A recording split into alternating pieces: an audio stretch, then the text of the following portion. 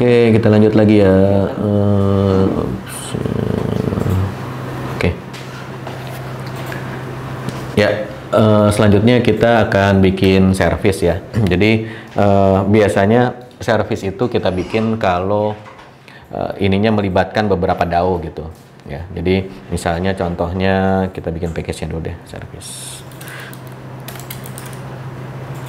Kalau misalnya cuma buat master data, buat insert delete itu biasanya panggil langsung dari controller aja nggak apa-apa. Cuman kalau sudah ada bisnis proses, misalnya kita mau payment ngecek dulu, kemudian macam-macam gitu ya, kita bikin service. Misalnya di sini kita bikin payment service ya. Nah gini.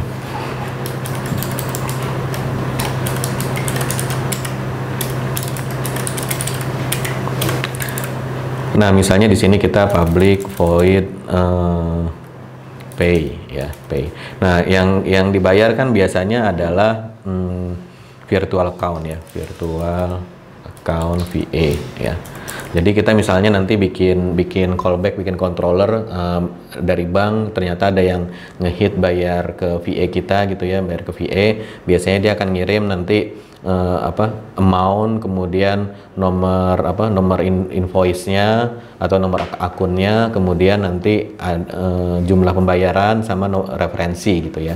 Nah, jadi di sini kita akan bikin payment. Nah, jadi biasanya di sini ada proses bisnis. Misalnya kalau payment kan begitu kita terima payment, maka pertama kita cek dulu, misalnya cek ini ya apakah VA-nya ada atau enggak ya, ada gitu ya. Kemudian yang kedua misalnya, nah ini kita bikin ini aja nih, misalnya di sini atau udah VA sudah, atau kalau mau gini misalnya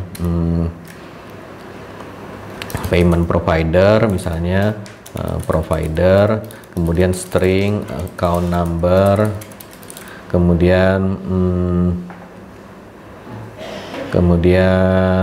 big decimal amount, string reference ya. Nah gini, biasanya kan kita terima callback kan seperti ini, dari provider mana, misalnya dari bank mana, kemudian yang dibayar itu account number mana ya, kemudian amountnya berapa, kemudian reference-nya berapa, kemudian kita tambahin juga si ininya ya, string company ID ya. Jadi kadang-kadang dia dari satu payment provider ininya ada beberapa gitu, akun tampungannya ada beberapa ya.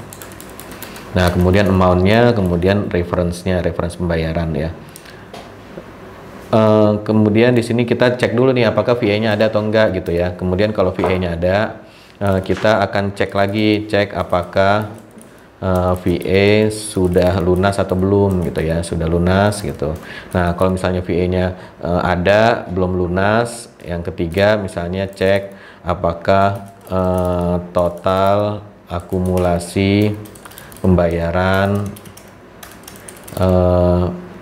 lebih kecil daripada amount ya. Jadi misalnya dia untuk yang installment tadi dia udah terbayar, misalnya tagihan 1 juta sudah terbayar 700.000, kemudian ada yang bayar transfer lagi masuk 400.000, nah itu kan harusnya ditolak gitu ya. Nah seperti itu. Nah kalau misalnya sudah selesai semua checkingnya, maka barulah kita ini update status VA menjadi lunas, kemudian update status invoice menjadi lunas ya. Kemudian yang keenam insert ke tabel payment gitu ya.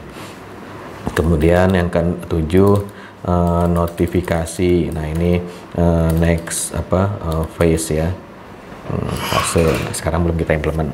Nah jadi kalau ada bisnis proses seperti ini, banyak pengecekan kita bikinnya di service ya, jangan implement di controller. Controller itu nanti controller itu kan menghandle HTTP request ya. Jadi di situ kita kalaupun ada validasinya itu yang berkaitan sama HTTP request. Jadi misalnya apakah headernya ada atau enggak, kemudian apakah authentication-nya dia sudah login atau belum, ya. Kemudian kalau kita terima JSON, apakah format JSON-nya sesuai atau enggak, gitu ya, format tanggal dan sebagainya. Nah, jadi kalau pengecekan yang bersifat proses bisnis itu jangan di controller, tapi kita bikin di service, ya. Nah, jadi kalau seperti ini maka nanti kita bisa bikin tesnya di sini, bisa bikin tesnya tanpa harus bikin webnya dulu, bisa kita tes apakah proses bisnisnya sudah jalan atau belum, gitu. Jadi nanti kita bisa bikin sampel data yang VA-nya nggak ada atau VA-nya ada tapi sudah lunas. Kita bisa bikin sampel data lagi yang akumulasi pembayarannya masih banyak. Kemudian ada yang sudah bisa yang amount-nya nanti pembayarannya lebih besar dari ini, gitu ya. Nah, jadi bisa banyak skenario yang kita bisa ngetes dan itu tidak perlu bikin UI, ya. Karena belum tentu juga aplikasi kita pakai UI. Bisa jadi misalnya ini nanti dipanggilnya dari Kafka misalnya. Kita bikin messaging, nanti dari aplikasi lain dia kirim message ke Kafka, kita terima dari Kafka, kemudian kita panggil ini, gitu. Bisa aja, gitu. Jadi artinya UI itu belum tentu ada, gitu, belum tentu ada. Atau misalnya UI-nya kita nggak pakai tapi pakainya ISO 8583, gitu ya, berarti kan nggak bikin web. Nah, jadi makanya proses bisnis itu harus di kelas service, ya. Jadi kita implementnya tuh di sini, ya. Nah, kemudian di sini kalau dia nggak ada, ya, kalau dia gagal validasi di sini, maka di sini kita harus mengeluarkan sesuatu, ya. Artinya harus memberitahu ke coding yang manggil ini bahwa terjadi error, ya. Nah, jadi jangan dibayangkan bahwa ini tuh pasti ada UI-nya, ya, tadi, ya. Nah, bisa aja misalnya kita bikin Kafka listener, dia terima JSON dari Kafka, kemudian dia manggil ini. Nah, ternyata error, VA-nya nggak ada atau VA sudah lunas atau jumlah pembayarannya melebihi nilai tagihan, gitu ya. Nah, jadi kita perlu mengeluarkan pesan error. Nah, pesan errornya itu ya harus generik, maksudnya harus bisa ditampilkan di web, harus bisa dibalikin sebagai message di Kafka, ya, atau kalau ISO 8583 ya harus bisa dibalikin response code-nya, gitu. Jadi artinya dia harus bisa handle semua. Nah, masalahnya waktu kita bikin ini kan kita belum bikin UI nih. Kita kan sekarang bikinnya dari belakang, ya, bukan dari depan. Kalau dari depan kan bikin screen-nya dulu, baru implement service dan seterusnya.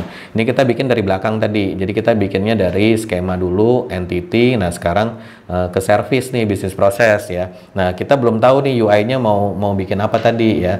Apakah mau API HTTP API, apakah mau pakai web, apakah mau pakai ISO 8583, nggak tahu, ya. Nah, jadi kita harus mendesain ini supaya dia bisa dipakai di mana aja. Nah, jadi untuk mengeluarkan pesan error ini misalnya 123 ini atau ini aja deh, apakah amount pembayaran lebih besar daripada nilai tagihan, ya. Nah, untuk mengeluarkan error-error ini maka kita bikin exception, ya. Jadi di sini kita bikin satu package lagi. Nah, kasih nama aja exception. Nah, di dalam sini kita bikin nih semua kasus error yang mungkin terjadi di sini, ya. Apakah VA-nya ada? Gimana kalau VA-nya nggak ada? Nah, berarti di sini kita bikin kelas account not found exception, ya. Oke. Kemudian tadi apalagi case-nya VA sudah lunas, ya. Nah, VA virtual account apa tadi? Already paid, ya, paid exception. Terus tadi amount exceed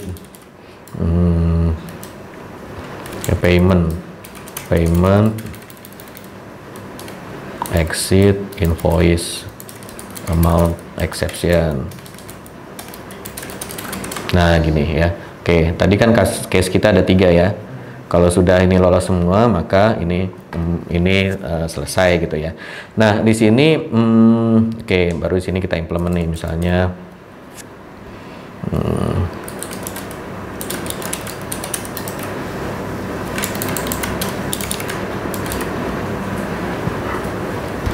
oke.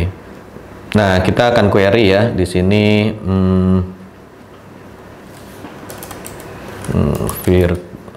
optional.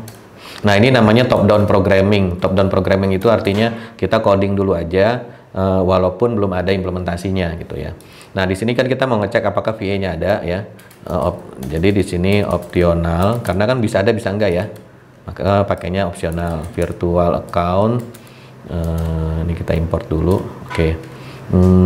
OPT VA sama dengan virtual account DAO find by payment provider and company ID and apa tadi account number. Nah, gini ya. Masukin tadi provider, company ID, account number. Nah, implementasinya gimana? Ini kan belum ada merah nih. Suruh aja dia bikinin create method. Dah, udah selesai kan gitu. Ini bener nggak? Kita cek lagi nih virtual account bener nggak ada payment provider. Coba kita lihat payment ada ya payment provider. Terus apalagi tadi company ID ada company ID. Kemudian account number ada ya. Nah, udah ini harusnya udah bisa jalan. Udah gitu ya. Nah, sekarang kita cek nih apakah ada atau enggak gitu kan. Nah, if tidak ada berarti kan not ya OPT VA is present, maka throw new apa tadi virtual account not found exception. Nah, gini. Kasih pesan error VA apa nih?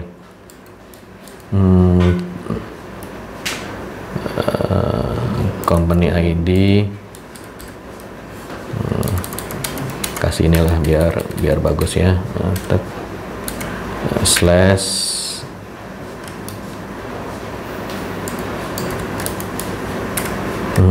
apa account number strip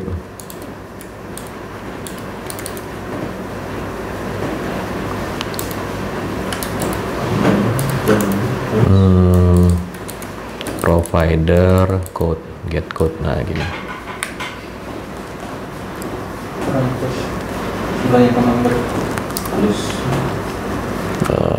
ini ya not found. Nah, gitu. Nah, jadi dari sini kita bisa nanti kalau keluar exception ini kita bisa ngecek ke database,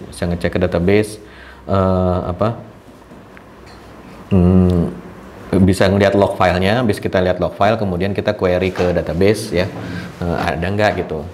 Kadang-kadang ada tapi not aktif gitu kan, tadi kita sudah pakai soft delete ya. Nah, ini kalau sudah not found kita ini kenapa error karena dia belum jadi exception ya. Nah, exception itu ada dua ya. Exception itu ada dua di sini, tergantung kita pakai extends. Bisa extend exception. Nah, seperti ini. Atau kita bisa extend runtime exception ya. Ini di sini kita override constructor ya. Nah, ini biasanya. Oke. Nah, kalau kita kalau kita bikin dia menjadi check exception, ini check exception namanya nih ya. Ini namanya seperti ini. Ini istilahnya adalah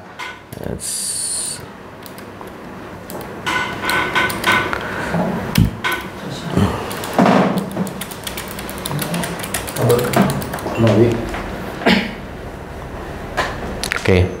Nah, ini kalau check exception seperti ini ya. Maka di sini kalau kita di sini mendeclare true, maka si metodenya ini harus true juga ya. True juga. Tadi apa? Virtual account not found exception. Nah, baru. Nah, konsekuensinya nanti yang manggil, misalnya ini kita panggil ya, kita bikin tes aja di sini. New package service. Nah, kita misalnya bikin tes di sini. New Java class payment service test. Nah, kemudian di sini kita add auto wire private payment service add test public void test payment.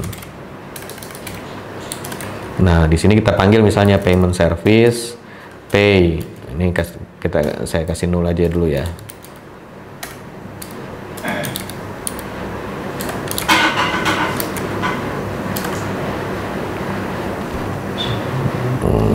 Satu lagi ya. Oke. Nah, gini.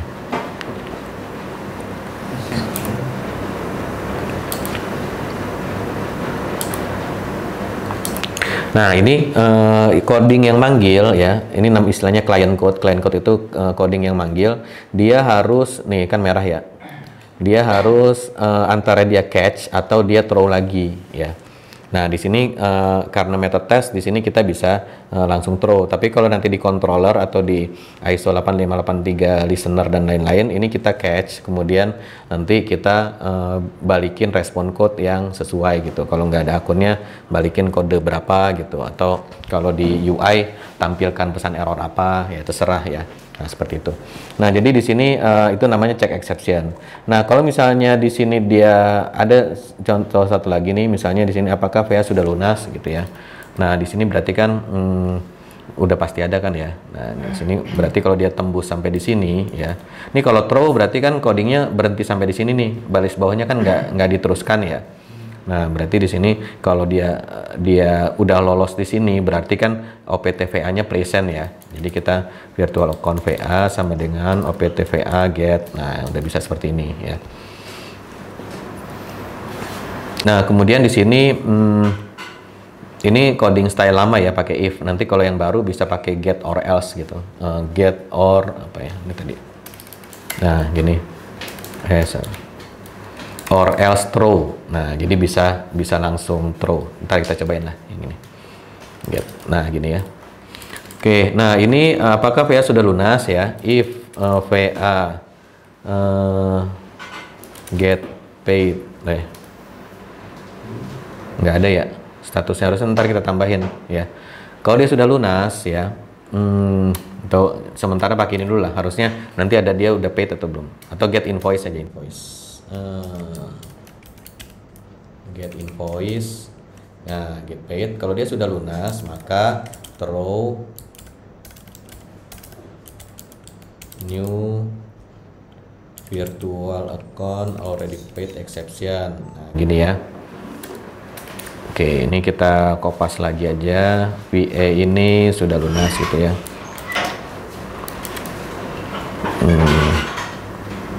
Already paid. Nah, gini kan. Nah, ini bisa kita implement dia sebagai extends runtime exception ya. Nah, ini kita operate dulu konstruktornya yang ada stringnya. Nah, gini. Nah, di sini kalau misalnya dia sudah ini tidak perlu throw di sini ya. Nah, karena dia nggak throw di sini, maka yang panggil sini juga tidak ada kewajiban untuk try atau catch atau throw lagi ya.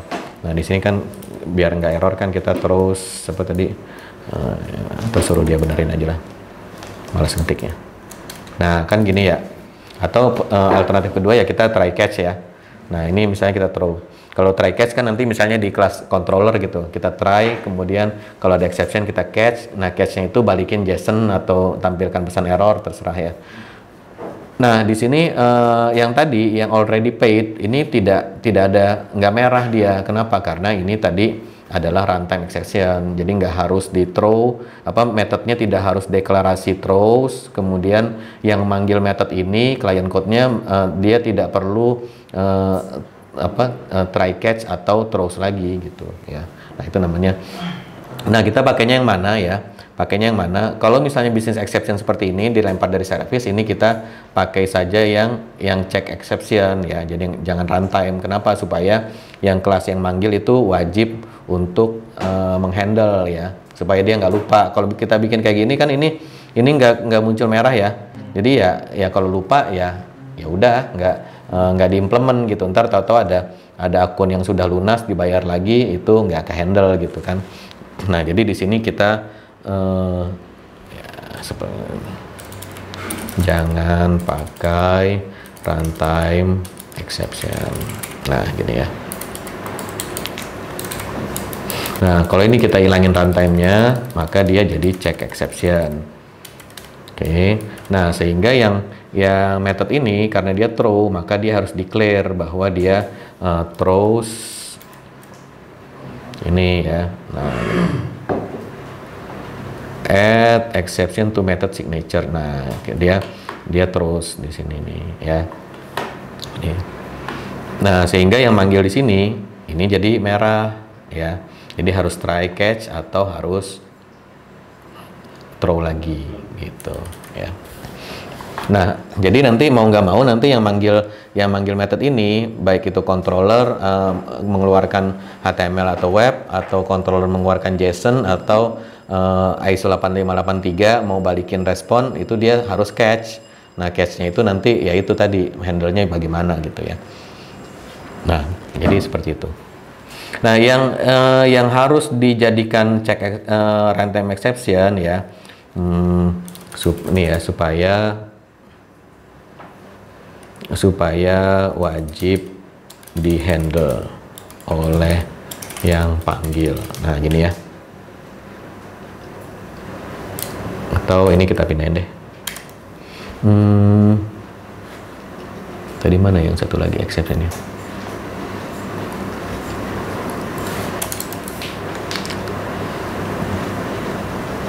Nah, gini ya. Jadi ini supaya wajib di handle oleh yang panggil ya.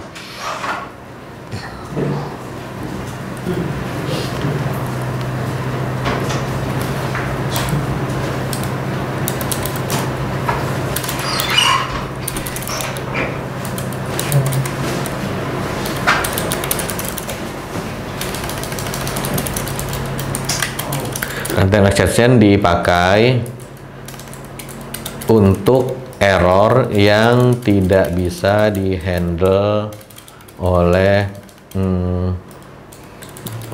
yang panggil ya.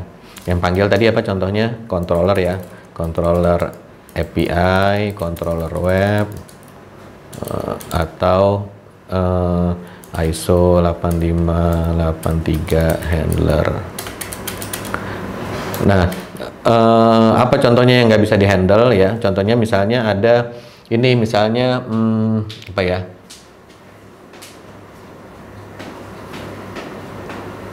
Misalnya ada ini contoh ya. Contohnya adalah misal ada ini query select one,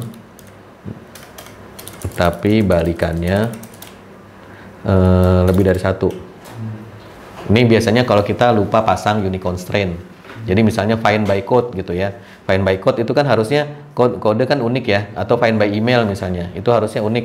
Tapi karena kita lupa pasang unique constraint, kemudian ada yang insert record, entah insertnya lewat aplikasi kita atau lewat aplikasi orang lain, atau lewat command prompt ya.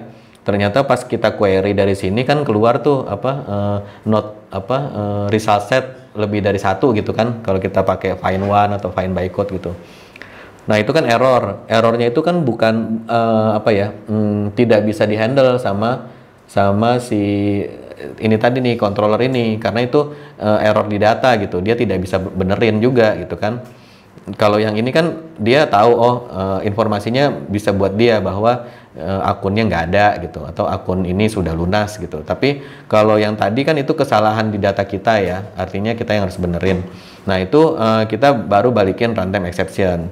Nah, ini nanti harus tampil di log sehingga kita bisa benerin. Tapi yang kita balikin ke user atau ke klien itu ya ini aja, error 99 atau error 500 lah gitu. Pokoknya error aplikasi gitu. Hubungi admin gitu. Kira-kira kalau kita tampilin di web, maaf terjadi kesalahan, hubungi admin gitu ya.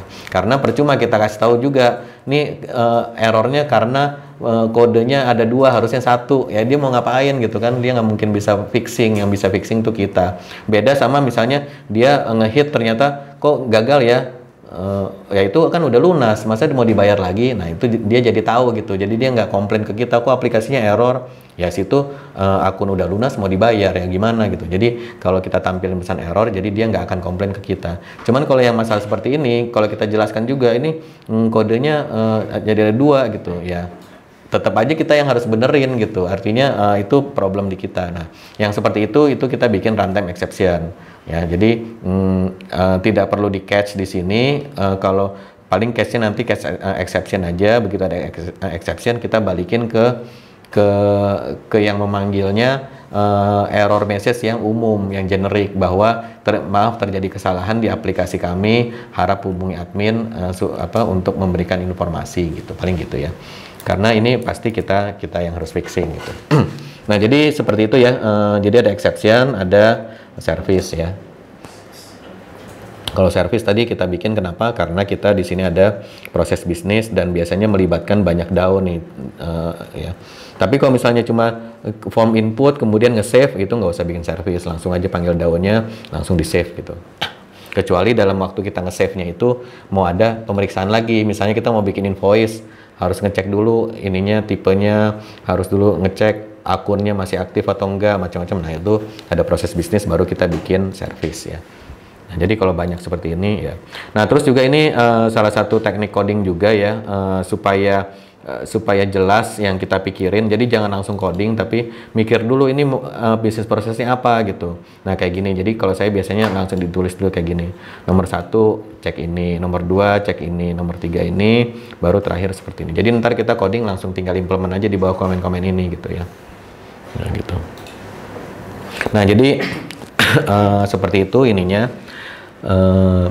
Nah, kemudian di sini ya update kemudian. Nah, jadi di sini ada bisnis proses. Nah, kalau pengecekan itu biasanya kalau saya biasanya langsung return ya. Jadi yang lolos ke bawah sini itu adalah yang lolos pengecekan. Jadi di sini nggak ada if else ya. Begitu dia if-nya nggak lolos, langsung aja throw atau return ya. Kadang-kadang memang kita nggak apa-apa gitu. Kalau dia akunnya nggak ada ya nggak apa-apa gitu, nggak kita throw. Nah, itu kita harus langsung return gitu. Ya. Jadi misalnya kita create VA, kalau dia nggak ada providernya nggak aktif, ya udah nggak usah dibikin gitu misalnya. Nah, kita cek di sini if provider is active, kalau nggak ya udah langsung return aja gitu, nggak usah. Tapi artinya kalau ada blok pengecekan seperti ini, setelah dicek itu harus langsung selesai, jangan tembus ke bawah codingnya gitu. Nah, jadi biasanya pengecekan tuh di atas semua, di atas cek ini gitu. Nah, begitu salah satu mentok itu ya udah langsung balikin. Kecuali contohnya misalnya kita ngasih form input kemudian kita mau sekaligus gitu. Kan kadang-kadang user suka sebel juga ya, dia ngisi di atas misalnya ada 10 isian, dia isi kemudian kita balikin field nomor 1 error gitu. Dia benerin, sisanya sama, disubmit lagi field nomor 2 error, kan itu nyebelin kan ya. Nah, kalau itu kita kumpulin dulu semua, baru terakhir kita cek, baru kita balikin sekaligus, itu oke. Tapi kalau bikin back end biasanya ya udah begitu salah balikin gitu. Jadi jangan tembus codingnya ke bawah gitu. Jadi tembus coding itu kalau kita mau validasinya banyak ya. Nah, kemudian ada salah satu juga ya fitur di editor ya. Ini di semua editor ada, mau pakai NetBeans mau pakai apa.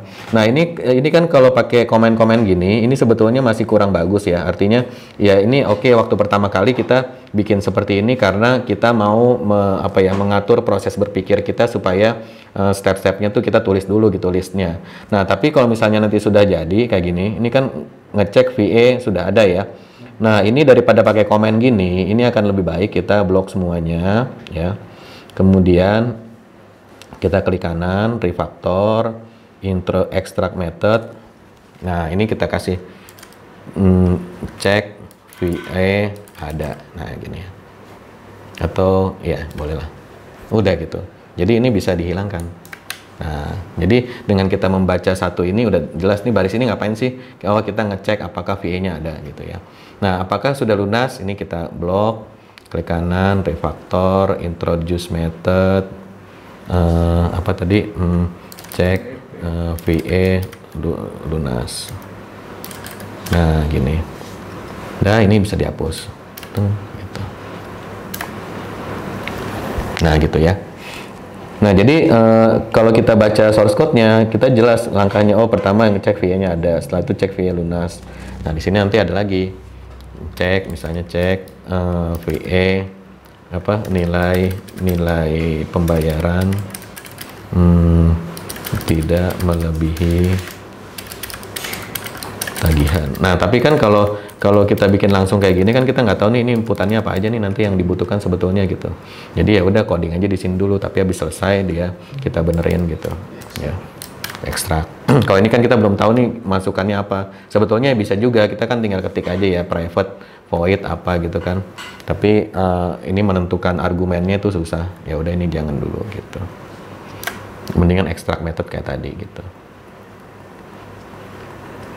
Nah ini juga ekstrak method seperti tadi itu kepakainya untuk menghindari kopas ya. Jadi kayak tadi nih, ini kan kadang-kadang ngecek apakah VA ada ya.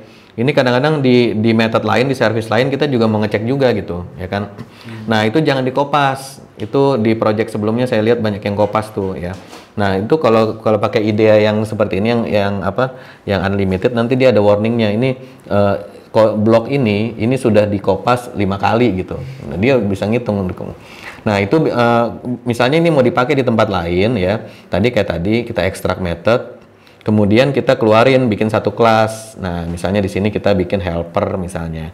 Ya, ada yang bilang utility, ada yang bilang util. Nah, ada juga yang bilang helper gitu ya. Nah kita bisa bikin di sini, misalnya di sini. Ini kan khusus utility atau buat ini ya, buat VA ya, virtual account helper. Nah, yang kayak tadi itu kita bisa outsource, bisa kita ekstrak nih, kita cut aja misalnya. Ini kan void ya, kita cut, kemudian pindahin ke sini ya. Kemudian kita bikin dia jadi static ya. Kemudian ini kan butuh instant variable ya, karena dia statik kan nggak mungkin ya bisa aja sih kita inject ke sini ya. Ini nggak usah, ini juga boleh ya. Misalnya gini, ini bikin public ya, public. Kemudian karena dia butuh ini virtual account DAO, kayak kita auto wire.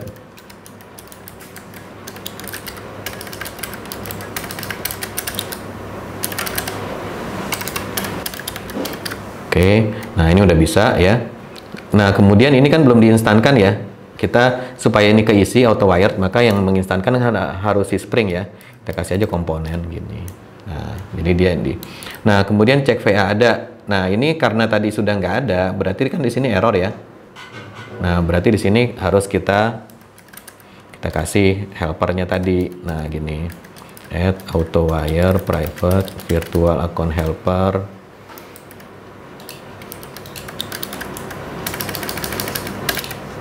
Nah, ini tinggal kita panggil di sini. Nah, kemudian nanti di kelas baru yang kita mau pakai lagi, kan kita tinggal panggil ini. Jadi jangan dikopas, ya. Jadi pindahin ke method, nah methodnya dipanggil di 2 tempat, gitu. Nah, itu namanya refactoring extract method. Jadinya kita keluarin extract methodnya bisa, kalau dia cuman blok tersebut cuma dipakai di sini, ya udah kita bikin aja private void seperti ini. Tapi kalau misalnya nanti mau dipakai tempat lain, ya keluarin ke kelas lain. Bisa jadi VA service, bisa jadi VA helper, ya terserah bebas. Cuman biasanya kalau saya yang helper ini nggak ada instant variable-nya, nggak ada kayak gini, dia static biasanya. Jadi static method aja. Jadi misalnya kita mau konversi dari DTO jadi entity atau dari entity jadi DTO gitu ya. Nah itu kan nggak butuh ini. Jadi nanti manggilnya static method, dia nggak usah kita ini instankan, langsung panggil methodnya gitu. Ya. Nah itu helper seperti itu. Atau kita mau memformat tanggal, mau memformat apa, nah itu pakainya helper.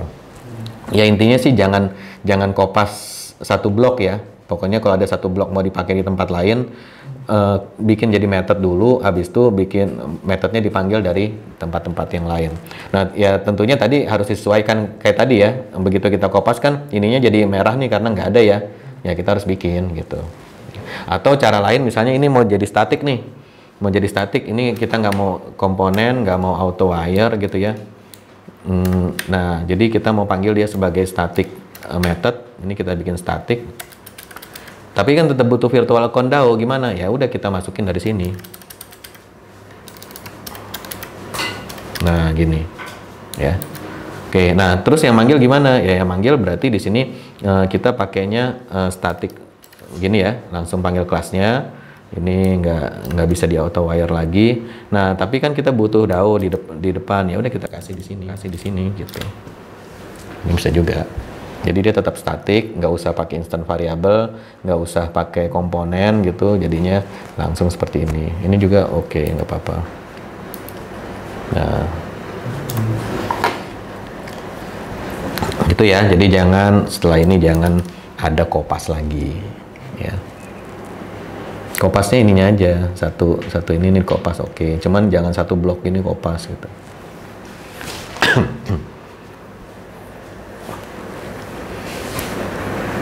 Oke. Nah, seperti itu ya. Jadi service sudah, exception udah. Jadi nanti selanjutnya setelah ini ya tinggal bikin UI ya. Bikin UI ya apa biasalah bikin controller, bikin template ya, standar gitu. Oke. Sip.